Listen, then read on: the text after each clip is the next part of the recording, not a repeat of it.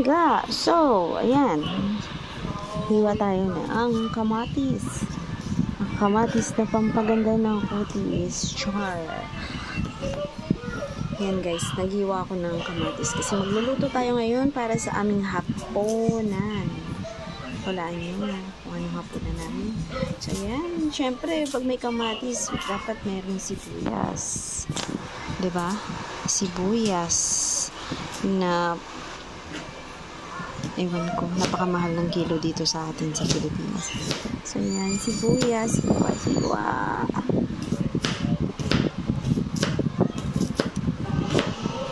So, ayan na, tapos na. So, ayan, susunod natin ang ating gugulayin ngayon. Magugulay tayo ng kangkong. Ingay naman yan. Kangkong na masarap at masustansya. Mura pa. So, yan. Dito sa Pilipinas talaga. Ayun. Paborito namin yung gulayan ng kangkong. Kasi bukod sa mura, sustansya pa. So, yan na.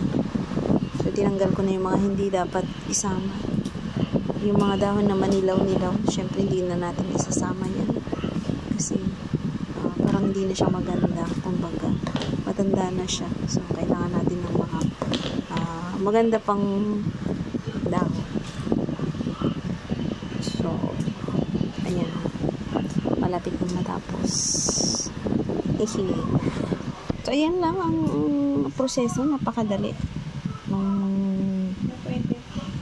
Tapos gumamit tayo ng gunting kasi madagta yung yung tangkay niya. So pag yun ay daliri mo lang yung ginamit mo, parang nag-aano siya, parang nag-i-stain siya sa balat mo, kaya better maggamit tayo ng gunting. So ayan na, tapos na. So meron pa lang akong marinated na inarinate ko yung na chicken. Inarinate ko na ito para prito. Haluin lang natin. So toyo, suka. Inarinate ko yan 1 hour before Tsaka kalamansi. ako nag-get ng kangkong. So ayan, ako ayoko nang masyadong pampalasa kasi masama din sa katawan yun guys pag nasobrahan. So inarinate ko lang yan sa kalamansi, toyo. Ayan. So, ayan na. Huhugasan natin ang kangkong. Siyempre, bago natin lutuin, dapat hinuhugasan natin. Lahat ng ating kakainin, dapat bago lutuin or kainin, dapat hugasan natin para iwasan natin. Siyempre, hindi natin alam kung saan galing yung mga yan.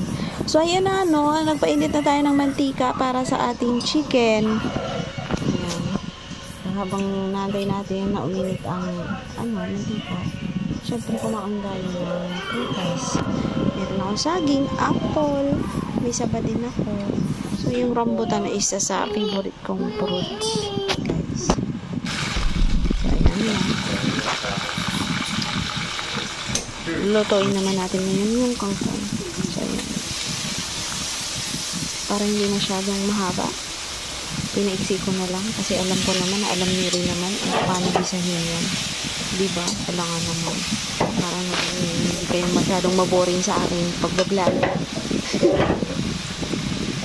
So, ayan na nga. Siyempre, lagyan natin ang bagoong yan para mas malasa, mas masarap. Yung tipong pag dumikit sa bibig mo ay nangangagat. Alam mo yung lasa ng bagoong, parang ewan. Masarap siya na kakaiba yung amoy. Pero kung probinsyana kang katulad ko, na-relate mo yan. Kasi, yung bagoong, habang, alam mo yun, amoy niya, parang hindi ka aya-aya, lalong sumasara. Kaya na nga, lagyan din natin ng konting oyster sauce. Wala nang ibang pampalasa yan, bagoong lang, at saka oyster sauce. Enough na yan na, pampa-enhance ng, lasa ng ating kangkong. At no need na lagyan ng asin or betchin kasi meron ng bagoong tayo at oyster sauce. Dami naman ang pinahin. So, halo-haloin lang natin. Halo. At habang kumukulo din yung ating chicken. Ayun. So, takpan na natin siya at antayin ma-simmer siya ng siguro mga 5 minutes lang. Kasi malambot lang yan. Kangkong natin. So, okay na yan. Hindi na kailangan ilaga. So, ayan na rin ang aking chicken. Totoo na. So, hinahango ko na siya. Ilagay na natin yun sa plato na may tissue para yung yung mga excess oil malagay dyan sa tissue. Yes. So, almost done na ang ating ulam para sa hapunan. Yan ang aming ulam ngayong gabi, guys. Yan So, ang let's aking eat, guys. kangkong. Thank you for Ang watching. aking chicken. Mwah. Ayan. Ganyan lang yan siya. Kasi simple lang. Walang masyadong, ayoko po maglagay ng masyadong maalat na mga powder.